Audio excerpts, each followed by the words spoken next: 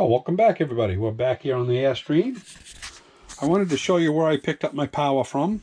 It's probably not the perfect spot.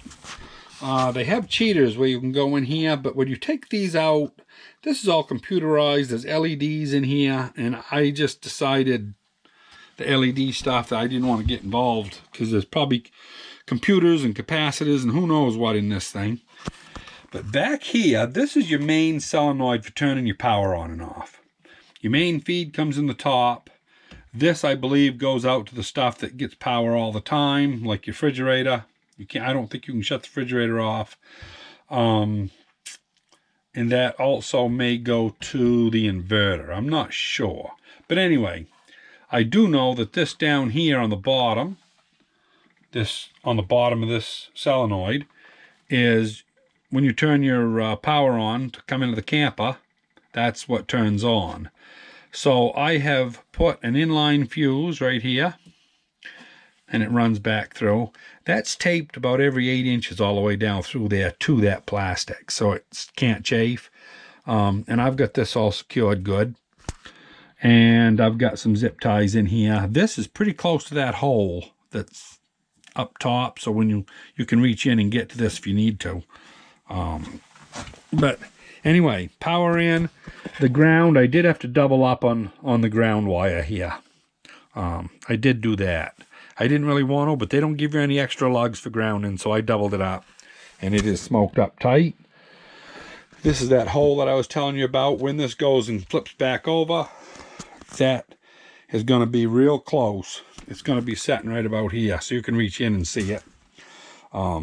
Should be able to take a test light and reach in there and see if it's blowing if you have a problem. And anyway, the hot is red. The black is ground. So we came up here. We actually went through the top of this little piece here, which we can take out. And yeah, where's my little flashlight? Anyway, I'm hooked into the black right here. That just sets back there. And the red is hooked in down there. The other red that comes from the other end is there. I don't want to hook this panel in until we get the pressure testing done of the system. Make sure there's not a leak. And where's my little flashlight? Right here.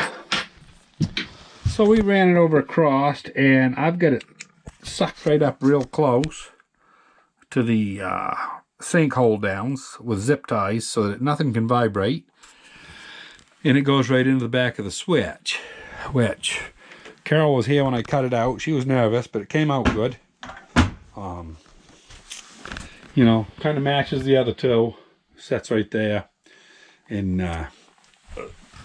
you can probably hear this. So it does operate, and it's pulled some antifreeze through the line. I can hear it. So it is doing its thing. It's pumping. Probably tomorrow we're going to open up the winterization port, stick those in, and we'll suck one of them dry. It'll probably take that much to fill that can and the stuff. And then we'll put the other one on and get it to pressurize. And then we'll go over everything. Let it set pressurized for an hour or so tomorrow. And we'll do that probably tomorrow afternoon. Every morning we've been working in the greenhouse. We did about a third of the number 3 greenhouse today. Moved a whole bunch of benches. Moved, well, as far as volume, almost half the benches in the greenhouse we cleaned underneath. And tomorrow morning, if it's sunny out, we'll do it again. It's dreary and been snowing all afternoon here. Not enough to mount to anything, just a pain. But anyway, we've got it done, and I hope it's going to work. The only thing, I don't know for sure how the tankless furnace is set up. If it's set up to be smart enough so that when it comes up to temperature, it will shut off, and then as the cold water enters it, or cooler water, if it'll know enough to start back up. I'm not really sure how the computer end of that's hooked up. Maybe if you have a hot water system, maybe you have to have a different furnace. I don't know. But either way, it'll take a while for this to heat up.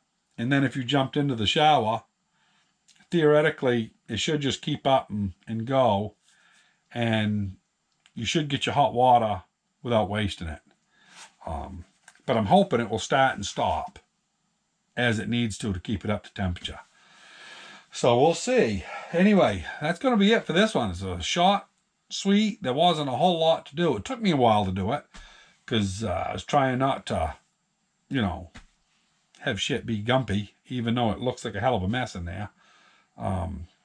It's always when you retrofit something versus when it's engineered to be in there, you know, there's a hell of a difference in how stuff comes out. But anyway, it's going to work. And yeah, we'll pressure check it tomorrow. So keep safe, everybody. We'll see you tomorrow.